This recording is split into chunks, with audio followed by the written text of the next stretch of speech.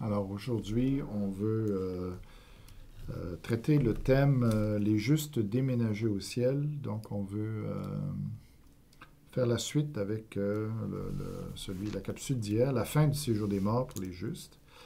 On a quelques petits détails à rajouter. Donc on a terminé sur Acte 2, 27, qui dit Tu n'abandonneras pas mon âme au séjour des morts.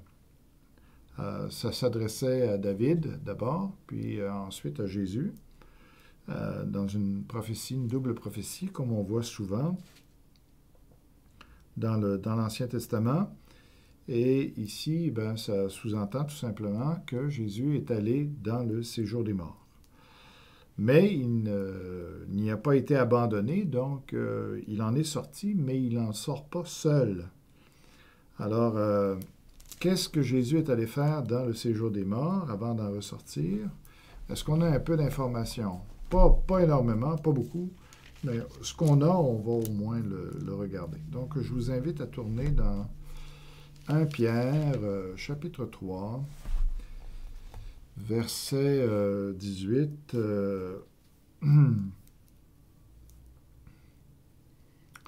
Alors, Christ a souffert, et ce, une fois pour toutes. Donc, Jésus meurt sur la croix seulement une fois. Hein?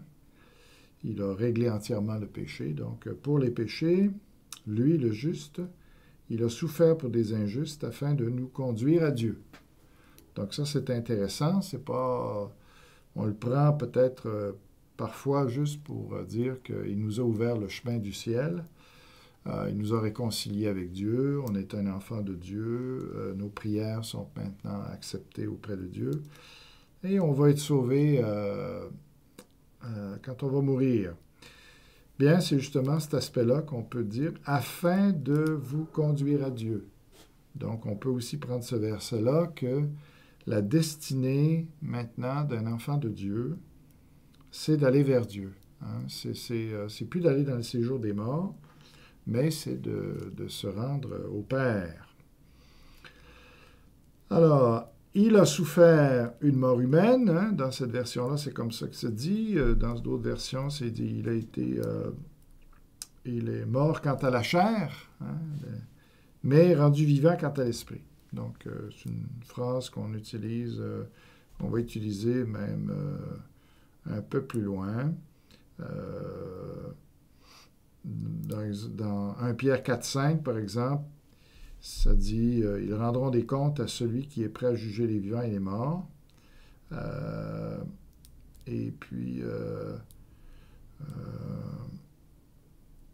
alors ça dit, en effet, l'Évangile aussi a été annoncé aux morts, afin qu'après avoir été jugés comme tous les hommes ici-bas, ils vivent selon Dieu, par l'Esprit. Donc, c'est une construction un peu similaire, surtout dans l'original. Et ici, donc, la manière de le comprendre, c'est que, bon, Jésus est mort, son corps est mort, mais son esprit, lui, a commencé de vivre justement lorsque, ou en tout cas, a pris, sa vie en esprit a pris tout son sens, il s'est mis à vivre uniquement par l'esprit, par la suite, donc rendu vivant par l'esprit, moi je le prends comme ici, pas par le Saint-Esprit, mais en esprit. Hein. Ça veut dire qu'il a, s'il est mort physiquement, il est par son esprit, en tout cas, il a commencé une nouvelle vie dans son esprit. Alors, et puis après, il dit, c'est alors aussi, dans cet esprit-là, hein, c'est alors aussi qu'il est allé faire une proclamation aux esprits en prison. Alors, c'est bien traduit ici, une proclamation, parce que le terme qui est employé ici en grec, c'est pas le terme habituel pour annoncer l'Évangile, c'est le terme kérusso ou kéruzo. Et puis, je vais vous citer quelques versets parce que Il y en a qui jouent sur le fait ce changement de mot là pour dire que Jésus n'est pas allé donner une deuxième chance de salut à ces gens-là. On va voir de qui il s'agit. Je vais y revenir sur le mot proclamation. On va juste continuer avec le verset 20 pour éclairer un peu le passage. Alors, je lis le verset 19. « C'est alors aussi qu'il est allé faire une proclamation aux esprits en prison. » Alors, pas tous les esprits en prison, mais à une catégorie bien spéciale. Il dit ici, « Ceux-là même qui avaient été rebelles autrefois, lorsque la patience de Dieu se prolongeait à l'époque de Noé pendant la construction de l'arche. » Donc, et ça constituait quand même pas mal de monde parce que si on calcule, en tout cas, un millénaire et demi, où les gens vivaient très très vieux avant le déluge et se reproduisaient abondamment puisque c'était l'ordre de Dieu aussi. Alors il y avait une population immense lors du déluge. Et puis donc, ça constituait un grand groupe, un très, très grand groupe de personnes. Et ici, parce que, peut-être justement le fait que c'était avant la loi, avant Moïse, avant la révélation à Abraham, eh bien que ces gens-là, il manquait de quoi dans la révélation, dans ce que ils connaissaient. Et que Dieu a jugé qu'il fallait que Jésus, lors de sa descente au séjour des morts, eh bien que Jésus vienne combler la différence de ce qui manquait à leur connaissance. Bon. Alors, on n'a pas tous les détails, savoir, c'est sûr que ça ne dit pas qu'est-ce que cette proclamation-là à ces gens-là. Et ça ne dit pas non plus pourquoi ce groupe de personnes-là. Je viens un peu d'expliquer pourquoi, parce que la révélation étant quelque chose de progressif, ces gens-là n'avaient pas toute la révélation que les Juifs ont eu plus tard. Donc, ça peut expliquer pourquoi eux et pas les autres, pour avoir cette visite-là de Jésus. Alors, mais évidemment, il y en a qui ont peur qu'on utilise ce verset-là pour parler d'une deuxième chance après la mort. Donc, une proclamation de salut ici, après la mort, à ce groupe de personnes-là, parce qu'ils n'avaient pas suffisamment eu d'explication du salut, tout ça. Donc, je comprends. Alors, on joue sur le terme proclamer, qui est le mot kéruzo en grec, qui parle de la proclamation d'un héros. Un héros, là, ceux qui faisaient des proclamations publiques au temps du Moyen-Âge et tout ça, là, on sait ce que c'est, hein, quelqu'un qui lisait un document, puis qui parlait fort en public, et puis qui disait ce que le roi déclarait, puis tout ça. Alors, on joue sur ce terme-là pour dire, c'est pas, Jésus ne les a pas évangélisés, mais il a proclamé. Et puis là, on dit, finalement, il a été leur dire qu'ils étaient condamnés. Bon, il a proclamé une condamnation ou un décret de Dieu. Et encore là, on n'a pas de détails. Donc, on joue sur le fait que ce ne soit pas le même mot habituel pour l'annonce de l'Évangile, pour dire que ce n'est pas une annonce de salut, mais une annonce plutôt de condamnation. Ça le dit pas. Ça le dit pas. Et pourquoi, si la question se soulève, pourquoi ils auraient eu besoin d'une deuxième chance ou d'une deuxième proclamation du salut? On peut autant se poser la question, pourquoi ils avaient besoin d'une autre proclamation de condamnation? L'un comme l'autre, on n'a pas plus de réponses que ça. Est-ce qu'on a raison de jouer sur le mot kéruzo au lieu du mot d'évangéliser pour dire que c'était pas la même fonction que Jésus faisait, c'était pas le même genre d'annonce, de proclamation.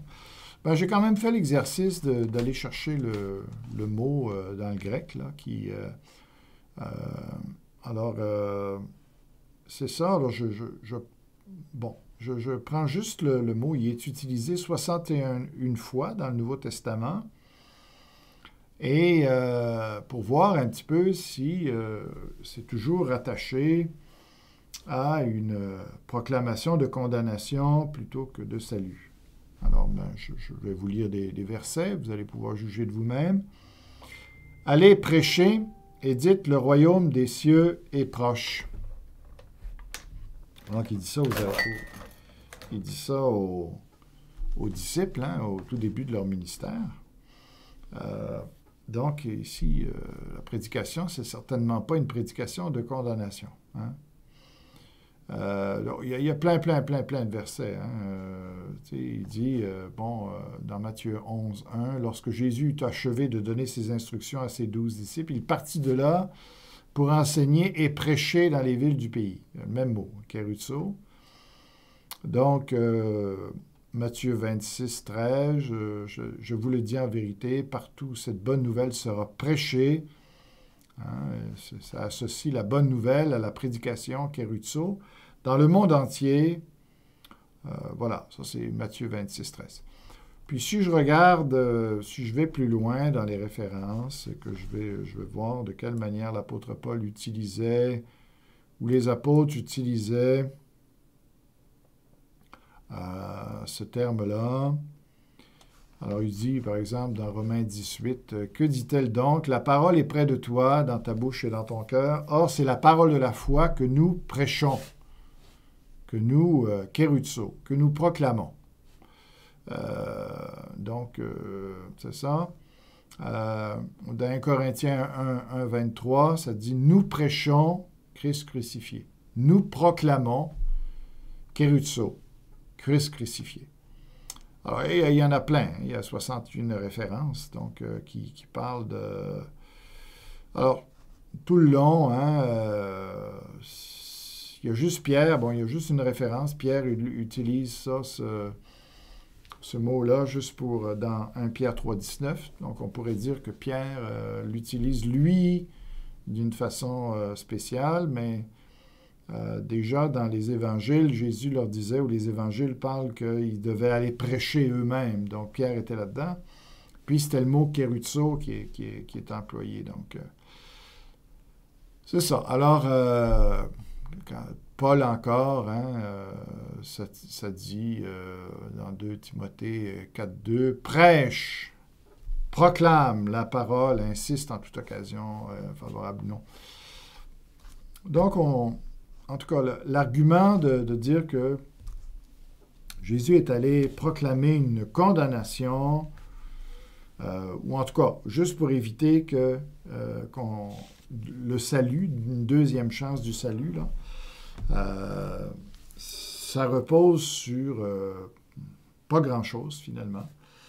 Alors, on ne sait pas, hein, qu'est-ce qu'il aura proclamé. On pourrait même très, très bien affirmer, à cause du terme qui est employé, qu'il est allé leur prêcher l'Évangile. Alors, moi, j'ai aucun problème avec ça. Regardez jusqu'à quel point ils avaient eu une première prédication qui vraiment, là, leur disait comment être sauvés, et puis tout ça, ben, c'est sûr que Noé a fait un travail. Dans 2 Pierre, chapitre 2, verset 5, ça dit, il n'a pas épargné non plus l'ancien monde, hein, avant le déluge, bien qu'il ait sauvé 8 personnes, dont Noé. Ce prédicateur de la justice, lorsqu'il a fait venir le déluge sur un monde impie. Alors, j'ai pas été chercher, je ne sais pas si j'ai le temps, j'ai pas été chercher le mot prédication qui est employé là, mais je vais aller le chercher tout de suite, ça sera pas très long. Je vais juste voir. Alors, le prédicateur, voyez-vous, ben, c'est même racine, hein? Kérus, donc prédicateur ici, hein? Donc, kérus puis kéruzo, c'est l'action hein, du prédicateur. Alors, c'est vraiment... alors, il y aurait déjà eu une première, semble-t-il, hein, ces gens-là avaient eu une première occasion d'entendre une prédication, la prédication de Noé. Et puis, on ne peut même pas jouer sur le terme, tu sais, que ce n'était pas la même prédication, parce que c'est les mêmes mots qui sont le même mot qui est employé, hein, kérus, kérusso. Ça fait que ça justifie encore moins l'explication que ça ne peut pas être une deuxième annonce, une deuxième même annonce de salut qui est fait... qui a été fait aux gens du temps de Noé. Alors, si on pense que la première annonce, la première prédication était une prédication de salut, généralement, c'est ce qu'on dit, hein? Eh bien, on peut penser tout autant que Jésus, quand il est descendu dans la prison, c'était ce genre d'annonce-là. Il n'y a rien qui l'empêche logiquement, même que ce serait la façon la plus raisonnable de le conclure. Hein. C'est à ceux qui disent que c'est pas ça de devoir démontrer que c'était pas ça, parce que les faits semblent plus favorisés. Alors, mais ça répond pas. Pourquoi eux? Pourquoi ils avaient besoin d'une deuxième prédication? Et puis... comme j'ai dit, est-ce que Jésus a jugé qu'ils n'avaient pas suffisamment eu l'Évangile? Et qu'est-ce qui arrive ici? Est-ce qu'on peut en faire une doctrine pour dire que Dieu donne une seconde chance aux morts? D'en faire une doctrine. Et puis, on est conscient que c'est dangereux de faire ça parce que à ce moment-là... on pourrait remettre à plus tard. Hein? On va dire, ben, de toute façon, on va pouvoir entendre l'Évangile une fois mort. Ça fait qu'on prend moins au sérieux l'Évangile une fois du fait qu'on soit vivant. Alors, je comprends la prudence ou la crainte qu'on en arrive avec une conception d'un deuxième salut, deuxième chance de salut. Il faut faire attention à ça.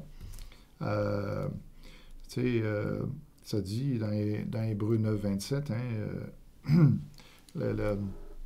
il est réservé aux hommes de mourir une seule fois, après quoi vient le jugement. Ça ne dit pas après quoi vient une prédication, une autre prédication ou une deuxième chance. Hein, donc, on a raison de s'opposer à l'idée d'une deuxième chance en général. Est-ce que ici, on peut accepter une exception? Moi, j'ai pas de problème avec ça, hein, que c'est pas la même époque, c'est pas les mêmes gens. Est-ce que Dieu a jugé qu'il y avait quelque chose là-dedans qui était nécessaire de combler? Moi, j'ai aucun problème, mais on n'est pas obligé d'appliquer ça à notre période actuelle, puis de dire que les gens vont avoir après la mort une deuxième chance. Okay? Donc, Jésus est allé là, est allé leur prêcher. Donc, on voit hein, la dynamique dans le séjour des morts, c'est intéressant, parce que c'est loin d'être des morts qui ne font que dormir ou qui n'ont aucune conscience, qui sont anéantis. Ici, ça présente que Jésus prêche à ces gens-là, et puis ils peuvent parfaitement écouter ce qu'il avait à dire. Et puis donc, ça nous montre un peu la dynamique dans le séjour des morts, où c'est pas si terne que ça. Est-ce que Jésus a permis que ces morts-là se réveillent? Est-ce que ça confirme le fait que ces morts-là qui étaient perdus, eux sont bien vivants? C'est ce qu'on a dit. Hein? On dit qu'il y avait une différence entre les morts justes et les morts injustes dans le séjour des morts. Les morts injustes, eux, c'est pas sûr du tout. Même on a vu dans Luc 16 qu'ils souffraient. Donc, ici, ces esprits des justes là, sont totalement réveillés. Ça ne dit pas qu'ils ont été réveillés pour l'occasion de la prédication de Jésus. Mais on voit que si Jésus prêche, donc lui-même est très, très vivant, très actif intellectuellement, et puis que évidemment, ceux qui reçoivent cette parole-là le sont aussi. Alors, il faut prendre en considération ce verset-là pour un peu se faire une idée de la condition des morts. Alors, donc, si c'est une prédication de salut, hein, on peut penser qu'il y a des gens qui vont sortir, hein, qui vont accepter ce salut-là. On pourrait se dire, ben oui, ils vont tous l'accepter. S'ils sont dans la souffrance, ils ont tout intérêt à l'accepter. Ce n'est pas les mêmes conditions que nous. Ce n'est pas très juste. Alors, c'est ça. Est-ce que l'endurcissement, si on croit justement que c'est Dieu qui touche les cœurs, que même dans cette condition-là, ces morts-là pouvaient quand même s'endurcir. Et puis, Pharaon, devant tous les jugements que Dieu amenait sur l'Égypte, c'était clair qu'il était en train d'agir. D'ailleurs, les magiciens, tout ça, lui disaient « Hey, c'est Dieu là, qui agit là. » Mais ils ont résisté quand même. Alors, c'est vraiment étonnant, des fois, l'incrédulité des gens. Alors, ça ne veut pas dire que, même si c'était une prédication de salut, que tous ces gens-là l'ont accepté, puis de façon surprenante, mais en tout cas. Alors, il y a des gens là-dedans qui ont pu être sauvés. Moi, je n'ai aucune difficulté avec ça. C'est ça. Et puis, par contre, peut-être le fait que Pierre il soit le seul à utiliser ce verset-là. Il ne parle pas tellement de l'annonce de l'Évangile, de toute façon, dans l'Épître de Pierre non plus. Ça fait que, est-ce que c'est une preuve de Dieu juste parce qu'il y a un mot qui est pas le mot peut-être habituel, ou en tout cas, je ne suis même pas sûr qu'on puisse dire que ce n'est pas le mot habituel. C'est tellement courant, 61 fois, là, le mot prédication. Dans le Nouveau Testament, je trouve que ça fait beaucoup d'utilisation. Donc, est-ce que Pierre aurait utilisé ce terme-là dans un autre sens? Ben, il n'y a personne qui peut le prouver. Hein. Je ne pense pas qu'on puisse pouvoir faire une démonstration. Voici quelle conception Pierre avait de ce mot-là, proclamation, pour imaginer tout un autre scénario là, de ce que Jésus est allé leur dire. Bon, alors, il y a beaucoup plus de questions qu'il y a de réponses avec ce texte-là. Et puis, et je ne pense pas qu'il faille rattacher ce verset-là à 1 Pierre 4,6. Je pense que 1 Pierre 4,6, vous irez le voir vous-même.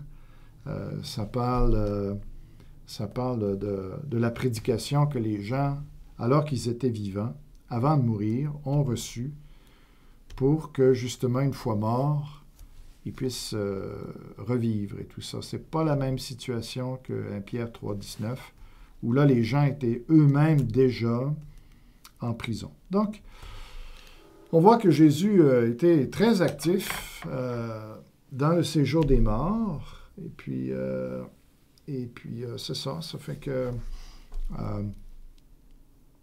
on va aller voir un autre passage maintenant qui nous parle de ce qu'il est allé faire dans le séjour des morts. Éphésiens 4, Éphésiens 4.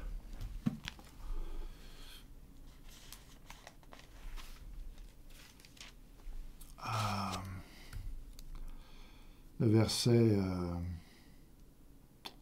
7, juste pour reculer un peu. Cependant, à chacun de nous, la grâce a été donnée à la mesure du don de Christ. C'est pourquoi il est dit, il est monté sur les hauteurs, il a emmené des prisonniers et il a fait des dons aux hommes. Ah, il est monté dans les hauteurs, donc c'est au ciel. Jésus, après qu'il soit sorti du séjour des morts, est allé au ciel. Et puis, alors ça, c'est vraiment bien. On va voir avec l'étude de demain qu'est-ce que ça implique. Mais ça dit clairement, il a emmené des prisonniers. Alors, ça veut dire, bien, nous étions captifs du séjour des morts. Et puis, il les emmène au ciel, hein, avec lui. Et puis, le jour où il a été glorifié, il n'avait pas tellement de gens de l'Église à emmener avec lui, hein, puisque c'est lui qui est mort, qui est ressuscité. Donc, alors, s'il a amené des captifs, on peut justement penser aux captifs dans le séjour des morts, ceux qui étaient sur le bon côté, hein, ceux qui étaient dans le sein d'Abraham, et puis qu'il les a emmenés avec lui. Donc, c'est la façon la plus raisonnable de comprendre ça. Alors, il a vidé le sein d'Abraham de toutes les âmes qui étaient là pour les emmener au ciel avec lui. Au verset 9, « Or, que signifie « il est monté », sinon aussi qu'il est d'abord descendu dans les régions les plus basses de la terre. » J'aime mieux cette traduction-là que d'essayer de dire qu'il est simplement descendu sur la terre. Il était au ciel, puis là, il est descendu sur la terre. Non, c'est plus que ça. Il est descendu plus bas que la terre. Pas sur la terre, mais plus bas que la terre. Donc, il est vraiment allé dans le séjour des morts. Hein. Alors que celui qui est descendu, c'est celui qui est monté au-dessus de tous les cieux afin de remplir tout l'univers. Donc, on voit qu'il n'est pas simplement descendu du ciel pour aller sur la terre, puis pour retourner au ciel. C'est plus que ça. Hein? Il est descendu du ciel. Il est allé dans les régions plus basses que la terre, donc dans le séjour des morts, pour remonter encore, je dirais même plus, hein, au-dessus de tous les cieux afin de remplir tout l'univers. C'est que l'idée, c'est autant il est allé plus bas que la terre, autant que quand il est remonté plus haut même que sa position initiale. Il avait plus de pouvoir, donc on lui a soumis toute chose, hein, à cause de ça. Donc, même le contexte montre que Jésus est vraiment ici descendu dans les régions inférieures de la terre, comme on a vu que le séjour des morts était là. Et il est allé chercher ces captifs-là, ces prisonniers-là. Quelle belle image. Hein? Il les a tous fait sortir. Il a sorti les prisons. Et puis, maintenant, nous, bien, on n'a plus à aller dans ce lieu-là. Donc, c'est vraiment extraordinaire. Et on va voir cette confirmation-là encore davantage. D'ailleurs, on voit que Jésus va revenir avec tous ses saints à la fin. Donc, ça veut dire qu'ils sont avec lui. Hein? Et puis, donc, 1 Thessaloniciens 3,13, c'est ça que ça dit, hein? qu'il affermisse ainsi votre cœur pour qu'il soit irréprochable dans la sainteté devant Dieu notre Père lors du retour de notre Seigneur Jésus avec tous ses saints. Donc, tous les saints. Donc, ici, ça parle aussi des saints du séjour des morts. Jésus ne fait pas juste emmener avec lui les saints de l'Église. Donc, à partir du moment de la Pentecôte et tout ça, ce serait juste ce groupe-là, jusqu'à son retour, qui irait au ciel. Non, c'est tous les saints qui vont revenir avec lui. Donc, les saints du séjour des morts se trouvent présentement avec le Seigneur Jésus au ciel. On va le voir, on va confirmer ces choses-là encore davantage. Mais le dernier passage que j'aimerais regarder avec vous, c'est Matthieu 27. Matthieu 27, versets 52, 53. C'est ça, ça dit... on va commencer au verset 50. Jésus poussa de nouveau un grand cri, rendit l'esprit. Et voici que le voile du temple se déchira en deux, depuis le haut jusqu'en bas, la terre trembla, les rochers se fendirent. C'est vraiment... Tout ce qui se passe là est vraiment pour montrer que le salut est accompli. Hein, dans le sens, le voile est déchiré, ça veut dire qu'il n'y a plus rien qui empêche les hommes de rentrer au ciel. C'est ça que ça veut dire. Donc, il y a quelque chose qui s'est passé là. Hein. Donc, le ciel est ouvert et c'est pour ça qu'on peut y entrer. Avant, il y avait un voile, on ne pouvait pas entrer. Les morts allaient dans le séjour des morts. Hein. Et puis, juste ou injuste. Hein. Parce qu'il n'y avait pas... Le ciel n'était pas ouvert encore. Jésus n'était pas mort. Donc, le ciel n'était pas ouvert. Mais là, c'est vraiment très graphique hein, comme image. Hein. C'est tellement... on voit que c'est un ange qui a déchiré le voile parce que ça dit, hein, depuis le haut jusqu'en bas. Hein, c'est important comme détail. Hein. Donc, ou c'est Dieu lui-même, peut-être. Mais la plupart du temps, Dieu travaille avec ses anges. Alors, c'est qui a déchiré pour montrer, hein, c'est tellement une image forte que maintenant, le ciel est accessible. Wow! Quelle belle image. Quelle réalité. Alors, la terre trembla hein, aussi. Les rochers se fendirent. Alors, tout est bouleversé. Hein. Ça, tout le monde entier est bouleversé. Les tombes, le séjour des morts, tout est bouleversé par la croix. Et puis là, ici, les rochers se fendent. C'est une image aussi de voir que même jusque dans les profondeurs, Dieu va ouvrir les choses, va libérer. C'est tellement beau, le salut qui est ici, qui est présenté. Hein. Les tombeaux s'ouvrirent.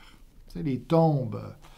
Alors, il y avait plein de tombes où il y avait des pierres qu'on roulait. Hein, tout ça, alors, les pierres se sont mises à rouler. Hein, tu sais, on peut voir la chose, là. Hein, les pierres, soit qu'ils étaient fixes et ils éclataient, ou les pierres roulaient carrément. Hein, sortaient des enclaves dans lesquelles ils étaient, des dallots, là, puis pierres sortaient, le trou de la tombe se trouvait ouvert, pour montrer que, wow, pas juste les corps qui allaient sortir, mais on voit qu'il s'est passé quelque chose aussi dans le fond de la terre. La prison du séjour des morts a été ébranlée, a été secouée, les portes ont été brisées et puis les captifs ont pu sortir. Donc les tombeaux s'ouvrirent et les corps de plusieurs saints qui étaient morts ressuscitèrent. Ah, c'est bizarre, hein, parce que Jésus est le premier à ressusciter. Donc, comment ça se fait qu'on voit ici déjà des morts qui ressuscitent? En tout cas, ce que ça nous montre, c'est que déjà la croix enlève toute condamnation, donc libère du séjour des morts. Ça n'ouvre pas nécessairement l'accès au ciel, tant que Jésus n'y est pas entré, mais au moins, ça a délivré les morts du séjour des morts. Hein. Donc, il y a d'abord un premier mouvement, là. de sortir du séjour des morts. Le ciel, encore, ils n'y entrent pas, mais on voit qu'il y a une libération qui se fait. Les âmes qui sortent du séjour des morts, eh bien, Dieu a permis qu'ils aient repris un corps. Alors, de quelle manière ça s'est passé? Est-ce que c'était des morts qui venaient de mourir il n'y a pas très longtemps pour que le corps ne soit pas décomposé? Ou bien Dieu leur a redonné un corps, mais un corps comme le nôtre actuellement, qui n'est pas la vraie résurrection? Moi, je pense que c'est plus ça. Hein? Et les corps, c'est très général, hein? Les corps là, ici, il y a une limite, plusieurs saints qui étaient morts ressuscitèrent. Donc, il ne dit pas tous les morts, mais une certaine catégorie, un certain nombre. Alors, plusieurs saints, donc les justes, hein, qui sortent du séjour des morts ici, ressuscitent. Donc, ils sont ressuscités avec un corps comme ils avaient avant. Probablement le même, Dieu. Mais ici, on voit que c'est tellement extraordinaire, tellement un miracle ici. C'est pas concevable là, autrement que Dieu soit extraordinairement agissant ici, de comprendre comment ça a pu se faire. Là, tu sais. Alors, mais ce que ça montre clairement, c'est que la croix, elle, a libéré les captifs du séjour des morts. Il n'y avait plus de raison qu'ils soient condamnés, il n'y avait plus de raison qu'ils soient mis en captivité, il n'y avait plus rien pour les accuser. Donc, ils sont libérés. Étant sortis des tombes, alors là, hein, ils entrèrent, donc ils se sont simplement réveillés dans la tombe. Hein. Ils se sont réveillés, les tombeaux étaient ouverts, eux se sont réveillés avec leur corps, devaient se demander qu'est-ce qui arrivait, qu'est-ce qu'ils faisaient là. Mais ils sont restés dans la tombe, dans leur tombeau, dans leur sépulcre, jusqu'à temps que Jésus ressuscite. Étant sortis des tombes, c'est seulement à ce moment-là que quand Jésus est ressuscité, que là, ces gens-là, qui avaient déjà été ressuscités avant eux, se sont mis à sortir des tombes, des sépulcres, et à entrer dans la ville sainte. Après la résurrection de Jésus, apparurent un grand nombre de personnes. Imaginez, vous, je ne sais pas comment est-ce qu'ils les ont reconnus, mais en tout cas, c'est sans doute des gens qui étaient de cette génération-là que Dieu a voulu pour montrer à la population, dire, voici ce que j'ai accompli, voici ce que j'ai fait, j'ai libéré les captifs. Et là, les gens pouvaient voir leurs amis, pouvaient voir leurs parents. Wow! Ça devait... En tout cas, Dieu a permis ici une révélation extraordinaire. Et puis, mais il fallait que Jésus, encore là, avant de rentrer au ciel, il fallait que Jésus entre au ciel le premier. Il fallait qu'il en soit le premier à sortir du séjour des morts, mais aussi qu'il soit le premier à rentrer au ciel. Alors là, l'accès n'était pas encore donné au ciel à ce moment-là, tant que Jésus n'a pas été glorifié. OK? Alors, une fois que Jésus est allé, qui a été glorifié, qui est allé présenter son sang, hein, selon ce que ça dit ailleurs, eh bien, pour que Dieu accepte son sacrifice, eh bien, là, une fois que ça a été fait, eh bien, les autres pouvaient suivre. Au lieu de retourner dans le séjour des morts, ils sont aussi montés au ciel.